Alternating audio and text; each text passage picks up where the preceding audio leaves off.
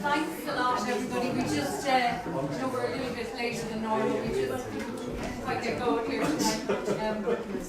Brendan Dean, who I think you all know, is making an exhibition tonight. Unusually, Brendan never does things like other people do things. And he's going to do his own kind of opening and talking about the show himself tonight. But he did just ask me if maybe I'd just say a few words about just generally about the gallery, and just I wanted to say just a few words about Brendan himself as well. If maybe somebody could just go upstairs and maybe just tell the people to come down. There's just a little bit of another party going on up there. Yeah, we don't want to be missing out. Yeah. So just to welcome you all to the gallery here tonight, and I've got to just say this because I know we have a lot of artists here who have exhibited with us over the years. Just to say that next Saturday is the drop-off for our summer exhibition. I'm not digressing, Brendan did actually ask me to bring all this up. Next Saturday is the drop-off for our summer group exhibition here. So if you would like to have work in the gallery, a couple of pieces, we would be delighted to have your work. And you can talk to me about that later on tonight, or Ben, or any of the committee about how to go about that. The summer exhibition runs for the whole summer, so it's well worth entering. We're 12 years here now in the gallery, and it's all through volunteerism, through people like Brendan and all the artists I see around here, and the really hard-working committee who put a huge amount of work into getting this happening, and even friends of the artists, and just so many people have got involved with getting this exhibition, as happens every time, onto the walls. And of course we're extremely grateful to Leitrim County Council Arts Office, who helped to fund the whole running of the gallery as well. But enough of that. To Brendan Dean and this amazing exhibition. I think it's a while since I heard so many gasps when people walked up the stairs into the exhibition tonight, and I think it's really truly incredible.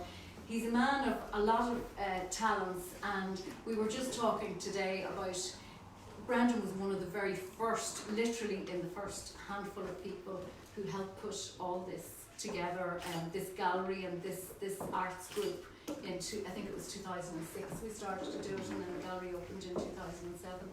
And we think that this is your 5th exhibition here in those years. So he's just working all the time.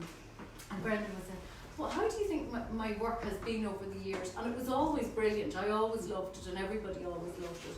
But every time it's different, and this time is no exception. And you're always kind of with Brendan, oh, what's he going to do this time? So I think it's really just amazing. It's always good. And also, Brendan, artists come in maybe on a Tuesday and they hang and they're back for a little while on Wednesday. Brendan practically set up camp here this week. He was here Tuesday, he was here Wednesday, he was here Thursday, and he said, I'll just pop in on Friday. And here today as well, So, and that's the kind of artist he is. He doesn't leave things to chance. Everything is, detail and perfection, and it really shows in the exhibition. So, I'm really looking forward to hear what Brendan has to say about the work, because I only got to talk to him a little bit about it during the week because he's so busy. So thanks, and a lovely crowd here. Thanks very much for coming to support, and Brendan, well done, and let's hear what you have to say.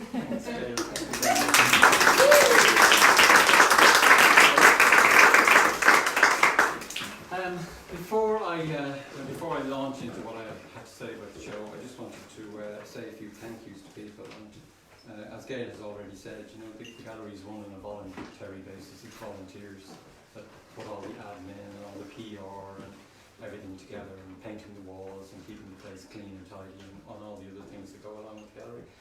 So a huge thank you to those, especially Ben and Gail and Fiona and Jennifer and Tracy. Tracy, I was going to call you something else now. Something nice, I promise. For all the work that they do tirelessly as volunteers, so artists can come and put their shows together and the whole thing runs seamlessly. And personally, I want to thank this man here, who's my friend, and he gave up an enormous amount of his time to come and help me hang, and which not only was great from a point of view of putting the work together on the walls, but also bounced lots of ideas off me and made it fun and more interesting and considerably less stressful. So thanks a million for that. So on to, I have a few notes because unfortunately I didn't get time to, normally I wouldn't have notes at all, but bear with me. So why did I decide to open the show myself? Well, apart from the fact that I enjoyed it the last time, and I really wanted any speech making to be about the show and about the work itself and the inspiration behind it, and I thought, well, hey, who better talk about it than me? After all, artists are encouraged to talk about their work, and not many do. But and mostly, I have to say, in my experience, it's because they get stage fright, and a lot of the time it's because they're just quite happy to let the work speak for itself, which is fine, which is grand. But in relation to particularly abstract work, I think the viewer sometimes would enjoy and appreciate a little insight into the background behind the work. So the danger, of course, in that when you open your own shows that you possibly might say too much, as I'm apt to do from time to time. But this evening I will endeavour not to do that at all, I hope. So I create a lot of work, as you can see, and what you can see in the gallery this evening is probably about 90% of what I've produced in the last year and a half, year and 3/4. Because really it's an enormous therapy for me. It helps to keep me arguably sane. And it also gives me an outlet for the kind of expression which words or other things really fail to do by comparison. And also it allows me to gauge where I am with myself in basically my self-development as a human being, I would call it. I am and have always been drawn to abstraction, and retrospectively I think that the main reason is because it allows the conscious mind to take a back seat, and I really like that. As Marc Chagall, one of the most famous 20th century modernist artists of the last century rather, said at one time that when I create from the heart, almost everything works, and when I create from the head, practically nothing works. So in this way, my process, or the action of actually making the work, is really inspiration in itself, and it's probably the reason why I don't ever have creative block. I work continually. I'm already, this week when I was putting the show together, I was already thinking, I can't wait to get the show up and running so I can get back in the studio and get on to all these exciting new ideas that I have to produce more work. As I said, my work gives me an insight into where I am with myself and the world and who I'm becoming. The question is, for me, is do we figure out who we are, or do we simply dive in and explore and allow ourselves to become who we are meant to be in the process? And is this what we call a vocation? Joseph Campbell, in one of his books, wrote, "Follow your bliss and it will lead you home." I say, embrace your weird. That's really at the core of who you really are. That's your uniqueness. And explore losing control, which in the society that we all live in, is not that easy really. But with art, it's a really safe and wonderful place where you can do that. As Wassily Kandinsky, the father of modern art, said, there is no must in art because art is free. You can pretty much do anything. My studio practice is a kind of a process where I attempt to step aside from myself, kind of like meditation, where the analytical or the critical mind is calmed, and that allows one to step aside and a deeper wisdom or insight to emerge and express itself.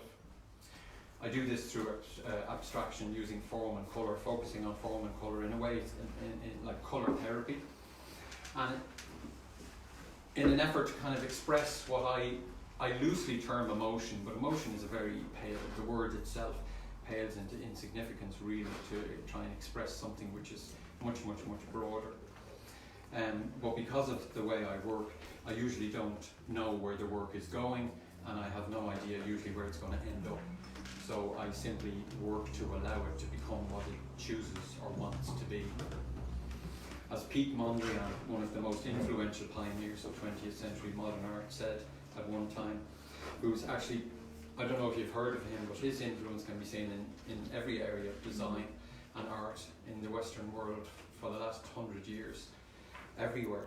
And his attitude towards himself, or artists in general, was when he said the artist's position is humble, he is essentially a channel. And Dr. Joe Dispenza, in his book Becoming Supernatural, says or writes that thoughts are the language of the mind, and emotions are the language of the body, and the body is the subconscious mind. So if you want insight into where you are subconsciously with yourself, then look to what's happening in your body.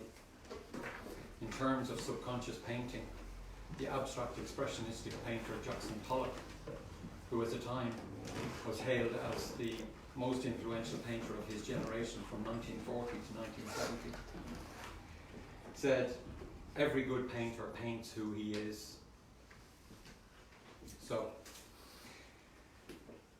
my work is obviously autobiographic, but it also explores being human and the dichotomy that we all struggle with, which is really seeking balance. And in that, it desires to be aspirational, because change is the only thing that we can be guaranteed of in life. And through my work, I aspire to be the change that I wish to see. And though there may be a certain case for a level of ambiguity or mystery in one's work, I think it's true to say that at a level where no separation exists, truth is always recognizable. After all, the Russian author, poet, novelist, screenwriter and director Yevgeny Yevtushenko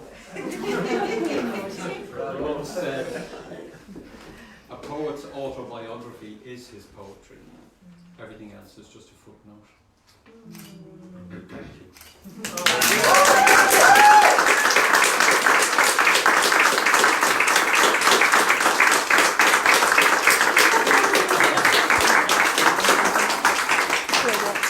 Facebook Live. Say hello to them. Hello on Facebook.